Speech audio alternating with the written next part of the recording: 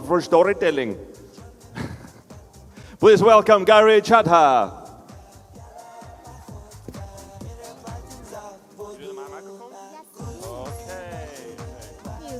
Good afternoon, everyone. How are we doing? Energized? I hope so. Well, I'm going to take 8 minutes of your time, and I'm going to take us into the world of storytelling. How many of you here believe you're storytellers? Raise your hands. One. Okay, great. A few. Well, I have a question to ask you. Raise your hand if you've ever had a really good idea, but then thought it was terrible. Okay, more hands. Now, raise your hand if like 2 weeks later, you met somebody who had the same idea and did it and thought, hey, that was my idea and that was a really good idea. Yes? Yeah. Well, we are natural born storytellers, everyone. We're born with this. And I'm going to take 8 minutes of your time to dive into the world of storytelling, which is what we do at the Big Night. My background is film and theater, and I'm going to give you a few tips. I hope you feel inspired to be able to use them in how you create events. So from a big idea to the wow effect, how do we do that? One sec.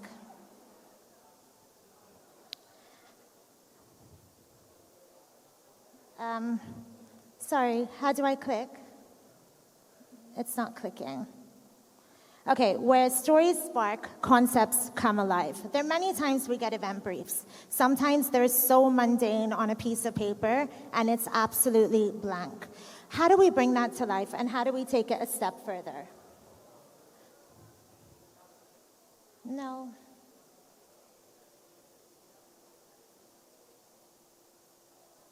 Okay, we'll just pretend that didn't happen. Well, concepts are what truly transform an experience. Guys, we are humans. We all have real emotions. In this room right now, each of us are feeling different emotions. Some may be tired, some may be excited, some may be wondering, what is this woman going on about?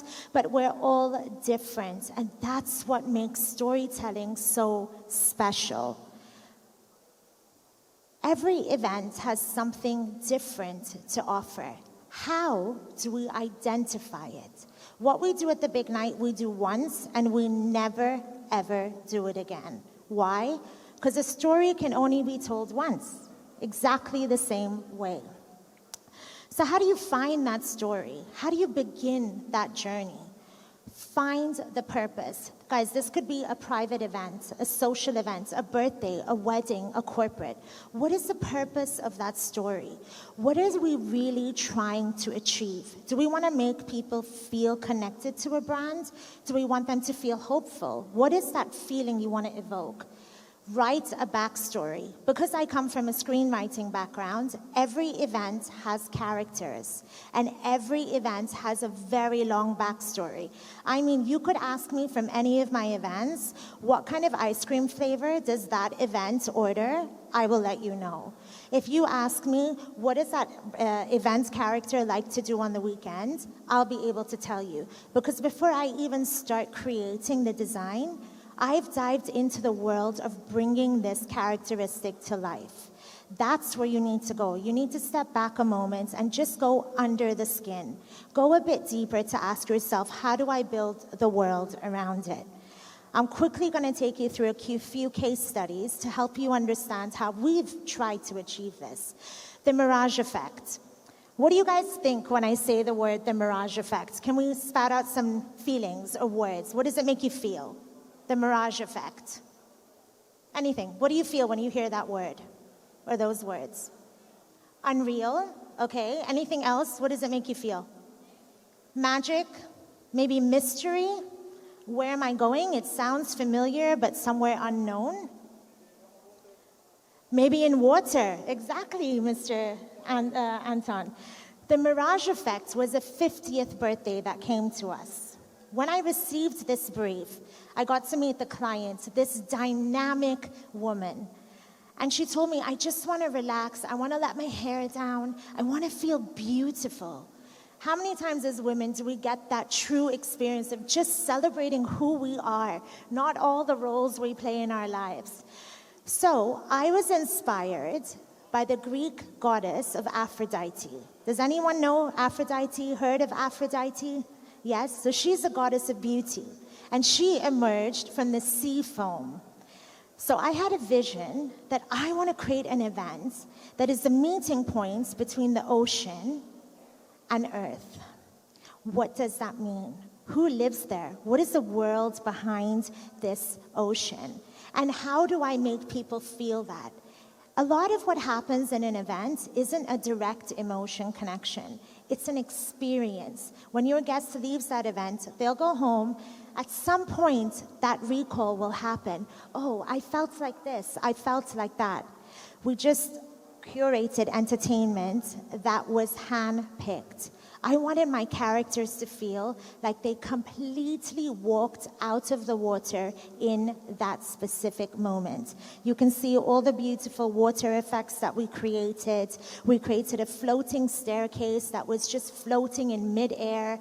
I wanted to bring truth. But until I, as a creator, don't find my own truth in what I'm creating, I can never have anyone else feel it. I have to give myself that time. What does this story mean, and how can I help people feel it? Another event that we created, this was for Visa, called Rue de Luxe. And Visa is a sponsor of the Olympics in Paris. That's all I got. And I said, I want people to go back in time and feel like they're in this beautiful Parisian courtyard that only came to life through the world of lighting, mystique, the color palette. I knew I wanted it to feel like the moonlight. The color of the moon is actually the light of the moon. The color it emits is actually blue. And I wanted that to feel very, very moody, very mystical.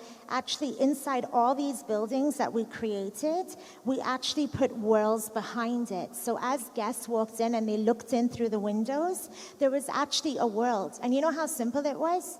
Just a TV inside the window, camouflage it in the decor. It was that simple. It wasn't about a huge budget. But it's just because I was thinking beyond the world. When you create, think of the outer world that's inside the world that you are creating. And to my surprise, this event, which I didn't expect, won for Best Decor and Design, which really surprised me as a creator that, okay, I think people connect to this immersive sense. Here again, you'll see we had the Miss Olympia. But here, it could have just been facades. But because we played with the moving image behind, suddenly the space came to life. And it can be the smallest thing. For those that are more in the wedding space, it could be the color scheme of the florals that just bring it to life. So try dig a bit deeper. This is one of my favorite events. But if my clients were here, I would say it's their favorite event, any event that I do. But I'll tell you why this is my favorite. An event called Served. Now, when I say served, tell me words. What comes out? Just shout them out. Served. What does that make you feel when you see this image? Vibrant. Okay. Anything else? Fuller. Yeah. Strong, maybe. Bold. So our client came to us with one thing. I love red. Fantastic. Anything else? No, I just love red. So I started diving in deeper. What does red mean? What does it make me feel? What does it make other people feel? And I realized, again, this was a 50th birthday, I want us to unapologetically be ourselves. And I started thinking, when I think of that red, what does it make me feel? It makes me feel a little bit of a fury, a little bit of a rebel energy within me. And I said, you know what, when we turn 50, why can't we just unapologetically be who we are? In society, every day, in this room, when you've been networking, why can you not just unapologetically be who you are? When we indulge, we stop ourselves. We're like, oh, I shouldn't, eat so much, or I shouldn't do this, or I should restrain myself, because that's what society tells us. I didn't want that. This event for me was breaking that wall. Freedom. That's what I wanted people to feel. And it may not have been direct, but through the use of a bold color, through the use of customized costumes, all of our costumes were handmade. This was mystique. And something very unique that we did at this event is we created an act which started off on a table with characters just eating. They were just eating. And we watched them eat. And the audience was just watching them, and they suddenly broke out into a dance.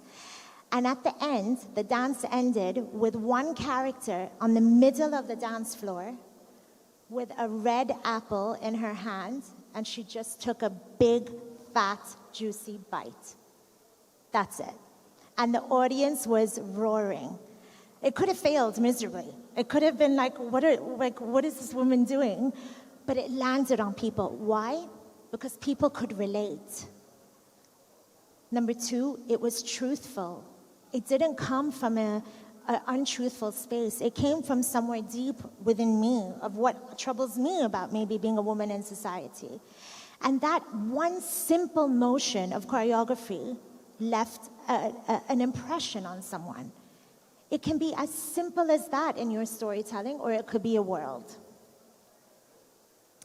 This is another event we did called Into the Void. This event brief came to us with literally the name of a company. Nothing else. We asked them, okay, what is the company motto? What is the ethos of the brand?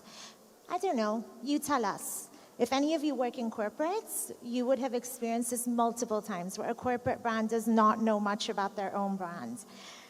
And then they said, we like this idea that we are limitless. So I said, okay, I'm sure how many of you have heard the saying, the sky is the limit? Please raise your hands. Okay, we broke that. I remember for 2 weeks struggling. I had no creative concept. And my business partner, who's my husband, was like, Gauri, you have to come up with something.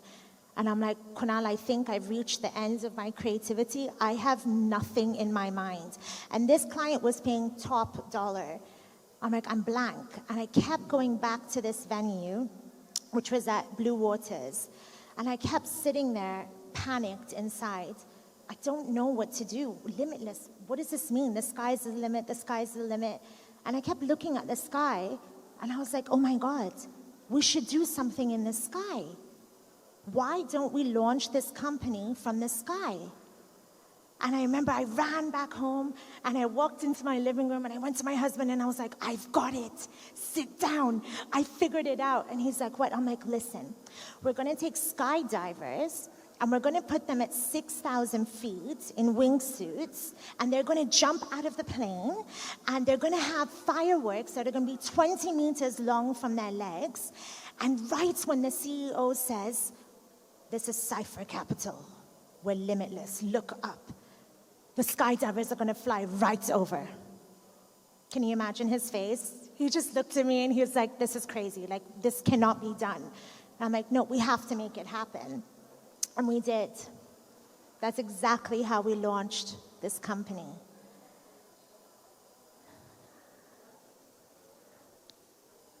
The sound isn't playing, but you can understand the kind of emotion it takes to first have the idea, then to believe in it, then to convince every single person around you, and then execute it. And that is my purpose of these 8 minutes I've been gifted by Sergey today. I wish you can leave today with this feeling that's inside you, because it's there. It's in each and every single one of us. But we just get afraid. We feel afraid that, oh, it's a bad idea. Oh, no, maybe people have done it already. Maybe it's not unique enough. But if you find your own truth, and you follow that truth, I promise you, it will protect you, your art will always have your back, and people will connect. Because event briefs are beyond just words written on a page. They are the stories that are inside you. So please unleash them, and don't let anyone ever dim your light. Your stories will guide you to creating real storytelling events. Thank you so much.